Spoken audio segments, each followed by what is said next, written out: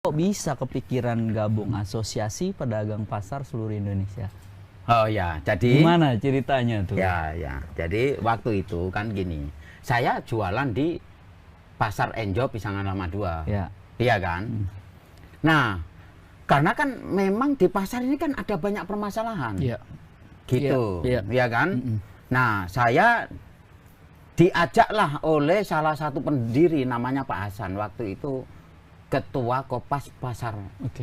Enjo gitu. Jadi pendirinya APSI ini ya tokoh-tokoh pedagang gitu, terutama di DKI Jakarta gitu kan. Gitu. Orang lapangan juga ya? Orang lapangan Oke. juga Oke. gitu. Saya diajak lah kan, APSI itu badan hukumnya April 2004. Oh. Saya bergabung Mei 2004 gitu ceritanya. Wah, karena ini membantu banyak orang nih. Ya saya semangat. Oh, Disitulah saya ya kan itu aktif di Asosiasi Pedagang Pasar gitu loh, ya kan. Terus akhirnya itu tadi sampai sekarang lah gitu kan kira-kira. Nah, awal mulanya ini dibentuk untuk apa, Pak? APPS ini. Nah, jadi APPS ini dibentuk itu memang untuk gini, tujuannya adalah bagaimana supaya pedagang itu punya bargain, Oke. punya posisi tawar. Nah, kalau sendiri saja kan juga susah ngelawan Oh, berat, Pak. kebijakan yang nggak berpihak, Iya. iya kan? Iya. Ya, akhirnya ya teman-teman tokoh-tokoh ini, tokoh-tokoh pedagang ini membuat satu perkumpulan lah namanya Asosiasi Pedagang Pasar itu untuk itu tadi supaya apa? Dengan bersama-sama, dengan terorganisir itu mempunyai posisi tawar yang baik. Dalam rangka apa? Untuk mengadvokasi, untuk membela teman-teman pedagang. Gitu. Waktu itu masalahnya apa? Masih sama, Pak? Apa sewa lahan atau masalah? Enggak, jadi masalah kenaikan retribusi lah gitu. Oh, Jadi retribusi ya. ya, Oke. ya iuran pengelolaan pasar, Iya. IPP dan lain sebagainya. Ada istilah yang sepadan dengan itu, Iya. tapi intinya retribusi. Ada masalah waktu itu menjamurnya retail modern. Oh, dari Makanya ini ya. kita pernah punya program waktu itu. Jadi tolak hyper, Mart. super dan minimart gitu. Gitu iya. waktu itu. Karena memang mereka raksasa. Iya. Yuk, Iya, kita iya. kecil-kecil bos, iya kan? Iya. Nah gimana? Karena kita kecil-kecil, kita agak susah itu, ya akhirnya ya kita lawan lah, ya kan? Gitu ceritanya gitu. Nah ini kan perlu bersatu, bos. Iya. Kalau sendiri ya mana didengar, bersatu aja atau kumpul banyak aja nggak didengar juga. Ada peraturan yang mengatur tentang zonasi itu nggak dijalankan, ya kan susah. Sementara kita dipungutin retribusi. Oke. Ya, jadi gitu. Nah, masalah-masalah itulah yang kemudian menjadikan bahwa APSI ini berjuang di rel lebih ke advokasi memang gitu. Berarti awalnya pedagang di tingkat kota Jakarta Timur atau? Enggak, memang waktu berdirinya itu ingin bahwa APSI ini menjadi seluruh Indonesia. Oke. Gitu. Bahwa itu tercipta di Oh, Jatinegara itu ya. di Jakarta ini persoalan lain. Tapi di Munas pertama 2004 bulan Oktober kalau tidak salah, bulan Oktober apa September ya, antara bulan itu gitu kan, apa Agustus ya, antara Agustus September Oktober saya agak lupa bulannya, di 2024 kita mengadakan musyawarah nasional pertama. Itu berapa anggotanya waktu itu? Waktu itu kita karena pembentukan masih ini itu anggotanya ada 2000-an lah gitu. Nah, Waktu itu? iya. Loh, Waktu itu? iya. Oh, udah seluruh Indonesia gitu, Pak?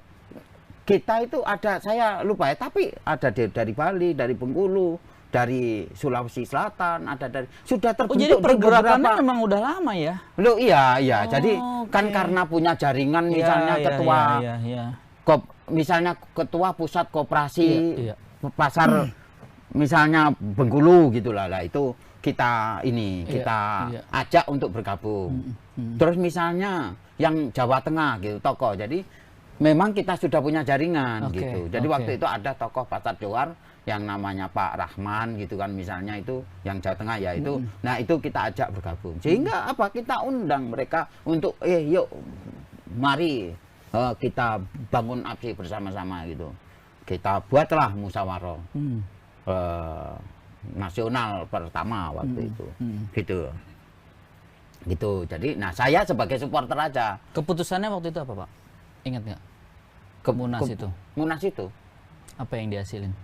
Itu memilih ketua umum dan membentuk untuk kepengurusan. pertama kalinya ya. Karena baru pertama kali, ya. Oke. Terus menetapkan anggaran dasar, anggaran rumah tangga gitu. Karena kan waktu di awal itu kan oke, kita berdirian, tapi kan kita mau besarkan. Oleh karena itu ini kan kalau misalnya kita rekrut keanggotaan dulu baru ini ya kan agak lama juga benar. Siapa nanti yang akan sosialisasi di daerah-daerah itu kan? Maka kemudian dibuatlah misalnya si yang kita kenal itu sebagai PIC atau sebagai caretaker yang mensosialisasikan gitu. Itu.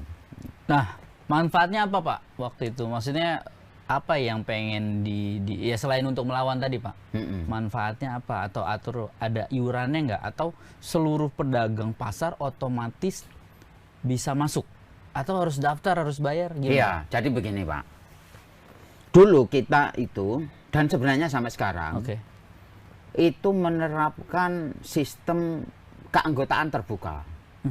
Keanggotaan terbuka itu maksudnya adalah ya semua pedagang kita anggap sebagai anggota. Kenapa?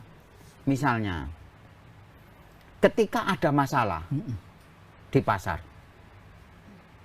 walaupun yang menyatakan bergabung dengan APSI itu 10, yang kita advokasi itu hanya 10 orang atau semua pedagang? Semuanya, Pak? Semuanya, iya itu.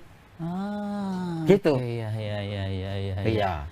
Jadi karena dia bukan anggota nggak kita advokasi, nggak gitu ya? Nggak gitu, nggak bisa dong. Karena kita nggak mengadvokasi individu, kita mengadvokasi statusnya pedagang, gitu loh maksudnya. Jadi kalau misalnya perjuangan terhadap retribusi, perjuangan terhadap peremajaan, perjuangan itu ya semuanya kita advokasi, gitu. Iuran, Pak? Nah, iuran tidak perlu atau belum pernah ada iuran di APSI, gitu. Ya pernah lah ada, bukan pernah ya, tapi intinya gini. Jadi ada sebagian itu yang karena satu kegiatan itu jadi mengumpulkan bukan iuran yaitu apa itu? Sumbangan. Ya sumbangan sukarela lah gitu. Kadang dikolek-kolek gitu. Kadang ada yang ya sudah setiap bulan untuk kas, untuk nanti kalau ada kegiatan-kegiatan ada. Tapi secara ini di pusat itu belum pernah memungut iuran lah dari anggota gitu. Gitu. Nah ini kan masalahnya banyak ya, Pak, pedagang pasar ini. Iya. Apalagi yang Bapak perjuangin dari 2004 sekarang makin masif nih, Pak. Iya. Yang Bapak lawan. Pemerintahan berganti nih, Pak. Iya. Apa yang APSI harapan terhadap pemerintahan Prabowo Subianto dan Gibran Raka Buming Raka terhadap pedagang pasar tradisional? Apalagi Pak Prabowo kan pernah di APSI ya, Pak? Iya. Mengampu APSI. Iya. Gimana, Pak? Jadi gini, kalau harapan terhadap pemerintahan baru tentu kita berharap pemerintahan ini bisa mewujudkan cita-cita yang dijanjikan misalnya selama dalam kampanye. Dan memang Pak Prabowo ini orang yang sebenarnya concern terhadap terhadap permasalahan bangsa gitu kan. Makanya beliau concern terhadap food estate, ketahanan pangan dan lain sebagainya lah gitu. Nah, APSI ini kami berharap kami bisa memberikan kontribusi juga terhadap negara. Karena selama ini juga kami memberikan kontribusi terhadap negara. Melalui apa? Retribusi. Gitu kira-kira. Ya walaupun ada juga pedagang yang nakal-nakal, yang nunggak-nunggak dan lain sebagainya. Tapi kan secara umum kan ada pendapatan di sana. Pendapatan daerah atau karena ini dibangun oleh daerah ya, jadi pendapatan daerah dari retribusi itu gitu. Jadi APSI ingin memberikan kontribusi dalam menjaga stabilitas harga, dalam melancarkan distribusi supaya masyarakat itu mudah mengakses itu membeli barang-barang kebutuhan gitu, terutama kebutuhan pokok dan lain sebagainya gitu. Jadi APSI ingin berkontribusi di sana gitu. Oke, Pak. Terakhir, Pak. Sekarang kan pilihan balik ke warga ya, Pak? Iya. Kami, kita mau belanja di mana balik ke masing-masing ya, Pak? Iya. Kenapa kami harus belanja di pasar tradisional.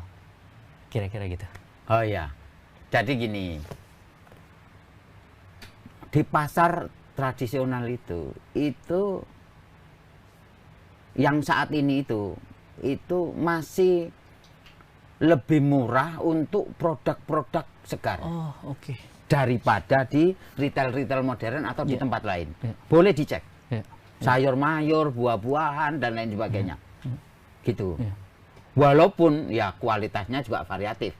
Kalau di tempat-tempat lain itu kan kadang memang mensyaratkan kualitas tertentu untuk bisa masuk atau dijual di sana. Sementara kalau di pasar itu kan ya dari mulai yang ya kan grade C gitu kan sampai grade A lah gitu kan kira-kira begitu. Betul. Tapi masih lebih murah. Kalau dari sisi harga gitu. Ya memang sedikit agak yang ini juga mesti berubah dari sisi pedagang adalah cara mereka menjual. Jadi masih konvensional seperti dulu kebanyakan gitu. Gitu. Jadi belum ada yang maksudnya belum banyak yang kemudian mendisplay barangnya itu supaya kemasan berarti ya, Pak? Tampak bagus.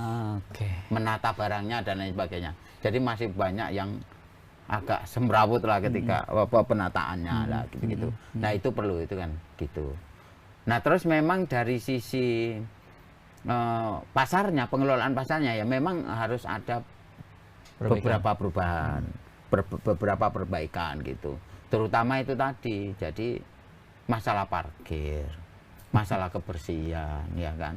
Terus misalnya gimana cara menanggulangi kebocoran atau supaya nggak becek dan lain sebagainya gitu untuk pasar-pasar tertentu. Terus masalah akses, gitu, akses menuju pasar itu dan lain sebagainya gitu. Jadi memang masih ada banyak PR. Nah, itulah yang APSI ingin membantu pemerintah dalam rangka itu tadi. Ya, setidaknya dilibatkan ya, Pak. Betul, iya. Ketika pasar pingin direnov, direvitalisasi, ya diajak ngobrol gitu ya. Jangan ketika ada masalah berjuang sendiri gitu ya, Pak. Iya, iya. Oke. Gitu. Karena ya jujur ya, Pak, ya yang tadi Bapak omongin gitu soal akses, soal parkir yang kita itu bikin mungkin enggan gitu ke pasar tradisional. Mudah-mudahan didengar nih, Pak. Obrolan kita masih akan berlanjut soal pasar tradisional ini karena banyak problem yang harus dipikirkan seluruh pihak nih, Pak, stakeholder. Karena pasar kan bukan pedagang pasar nih yang mendirikan. Ada pemerintah daerah masing-masing gitu ya, ada Pemprov dan pemerintah pusat harus punya kebijakan untuk bersikap kepada pedagang pasarnya, Pak. Kalau tidak bisa menguntungkan, setidaknya jangan merugikan gitu ya, Pak. Bikin aturan yang bermanfaat lah kira-kira. Demikian Sobat WK dan Tribun Tangerang.